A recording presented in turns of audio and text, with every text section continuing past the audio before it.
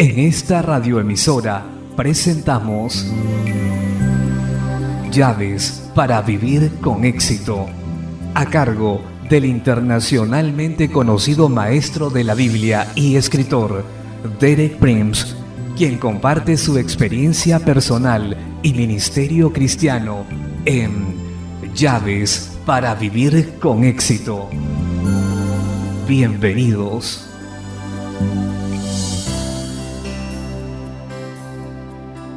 Llaves para vivir con éxito presenta el tema El Espíritu Santo en usted, capítulo 1, tercera parte. Me alegra estar nuevamente con usted para continuar con nuestro estudio del tema de esta semana, El Espíritu Santo en usted. En mi charla de ayer hablé del Espíritu Santo en la vida de Jesús, establecí 3 puntos básicos. Primero, Juan el Bautista presentó a Jesús como el que bautiza en el Espíritu Santo. Esa fue una presentación distintiva a Israel. Segundo, el Espíritu Santo fue la fuente de poder para todo el ministerio y la enseñanza de Jesús. Él dependía totalmente del Espíritu Santo. Tercero, Jesús prometió a sus discípulos que cuando Él se fuera al cielo, enviaría al Espíritu Santo como su representante personal para que fuera su paracleto, el que es llamado para ayudar. Otras traducciones son consolador, intercesor o ayudador. Hoy le mostraré el cumplimiento de esa promesa que hizo Jesús. Particularmente explicaré lo nuevo y maravilloso que sucedió cuando descendió el Espíritu Santo en el día de Pentecostés. Como muchas promesas de la Biblia, la promesa del Espíritu Santo no se cumplió en un solo acontecimiento, sino que tuvo un desarrollo continuo, fase por fase. La primera fase sucedió en el día que llamamos Domingo de Resurrección. Eso es lo que dice en Juan capítulo 20, versículos del 19 al 22. Cuando llegó la noche de aquel mismo día, el primero de la semana, estando las puertas cerradas en el lugar donde los discípulos estaban reunidos por miedo de los judíos, vino Jesús y puesto en medio les dijo: paz a vosotros. Y cuando les hubo dicho esto, les mostró las manos y el costado. Demostró que era el mismo que ellos habían visto crucificado, y los discípulos se regocijaron viendo al Señor. Entonces Jesús les dijo otra vez: paz a vosotros. Como envió el Padre, así también yo os envío. Y habiendo dicho esto, sopló y les dijo: recibid el Espíritu Santo. Note esta última declaración: sopló y les dijo: recibid el Espíritu Santo. Debemos recordar que la palabra griega para espíritu, neuma, también significa aliento o viento, así que su acción de soplar estaba relacionada con las palabras que dijo. Sopló y les dijo: recibid el aliento santo, el Espíritu Santo, el aliento de Dios. ¿Qué sucedió en ese momento dramático? Yo creo que fue una de las fases más críticas y decisivas en todo el desarrollo del propósito de Dios de la redención. Yo contestaría esa pregunta: ¿qué sucedió? Con 2 declaraciones. Primero, en ese momento los discípulos entraron en lo que yo llamo la salvación del Nuevo Testamento. En Romanos capítulo 10, versículo 9, Pablo menciona los requisitos básicos para la salvación: que si confesares con tu boca que Jesús es el Señor y creyeres en tu corazón que Dios le levantó de los muertos, serás salvo. Pues bien, ese fue el primer momento en que los discípulos realmente creyeron que Dios había levantado a Jesús entre los muertos. Hasta ese momento no podían entrar en la salvación. Según lo presenta el Nuevo Testamento, en ese momento confesaron a Jesús como Señor y creyeron que Dios lo había levantado de los muertos. Fueron salvados con la salvación del Nuevo Testamento. La otra cosa que yo diría es que allí, cuando fueron regenerados, cuando nacieron de nuevo, se convirtieron en nuevas criaturas por el aliento de Dios. Para entender esto tenemos que volver por un momento a la descripción de la creación original de Dios en el Génesis capítulo 2, versículo 7, que dice: entonces Jehová Dios formó al hombre del polvo de la tierra y sopló en su nariz aliento de vida, y fue el hombre un ser viviente. Así que la creación original, la primera creación del hombre, tomó lugar cuando Dios sopló el aliento del Espíritu de vida, el Espíritu Santo, en esa figura de barro que estaba en el suelo, y el aliento de Dios, el Espíritu Santo, transformó esa figura de barro en un alma viviente. Pero ahora estamos hablando de una nueva creación, porque Pablo dice en 2 Corintios 5:17, si alguno está en Cristo, nueva criatura es, y hay un paralelo directo entre la primera creación y la nueva creación.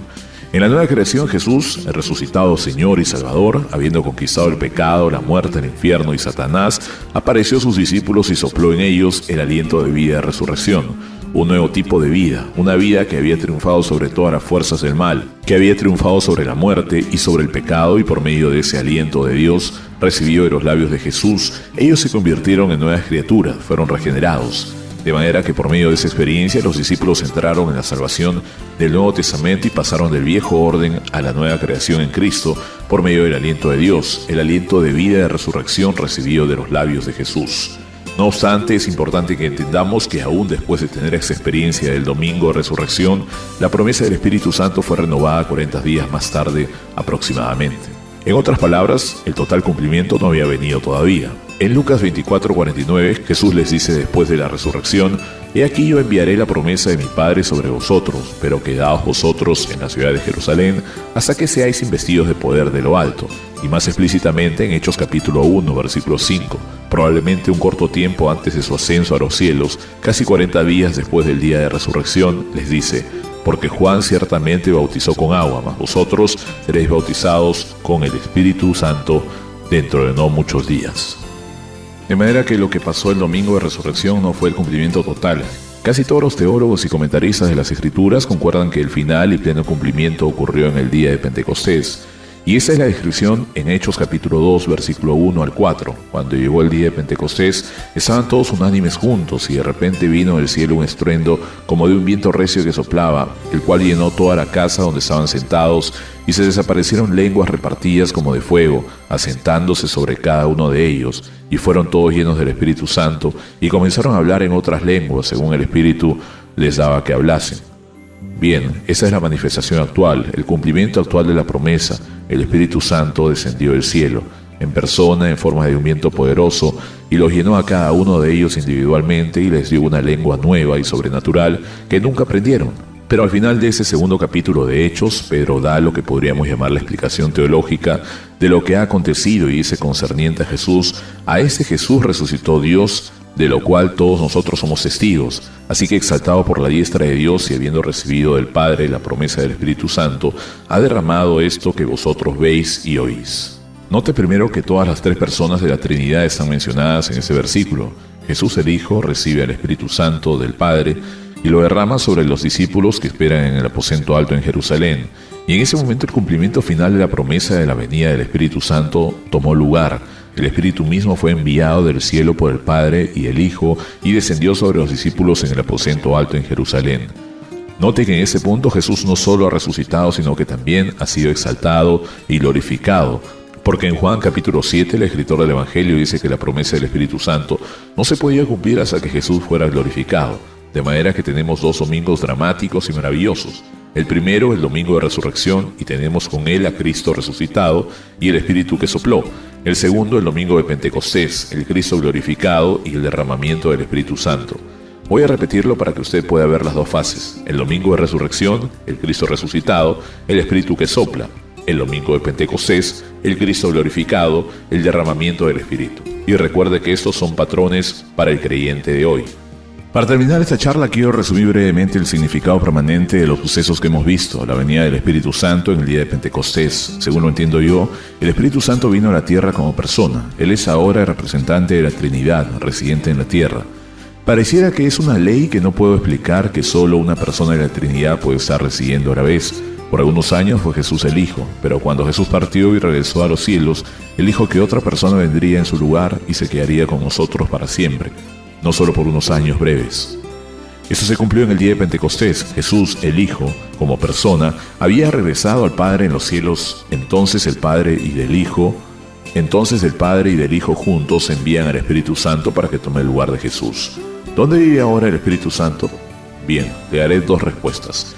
Primeramente vive en la iglesia, el cuerpo de Cristo. En 1 Corintios 3:16, Pablo dice: ¿no sabéis que sois templo de Dios y que el Espíritu de Dios mora en vosotros? Colectivamente, este es el templo del Espíritu Santo, el pueblo de Dios en la tierra, la iglesia de Jesucristo. Pero en 1 Corintios 6:19, Pablo dice algo más dramático aún. Revela que no solo el cuerpo colectivo de Cristo es la habitación del Espíritu Santo, sino que también es el propósito de Dios que el cuerpo de todo creyente sea la morada suya.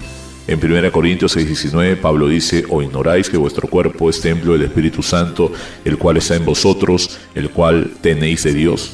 Para mí esa es una de las declaraciones más sorprendentes en la Biblia, que mi cuerpo físico, su cuerpo físico, si somos creyentes en Jesucristo, sea la morada de Dios, el Espíritu Santo. La persona del Espíritu Santo mora en nuestros cuerpos físicos, es su templo, es donde vive. Bueno, nuestro tiempo de hoy terminó. Regresaré mañana a la misma hora. Mañana explicaré lo que significa que el Espíritu Santo haya venido para que sea nuestro paracleto, nuestro consolador, nuestro intercesor, nuestro ayudador.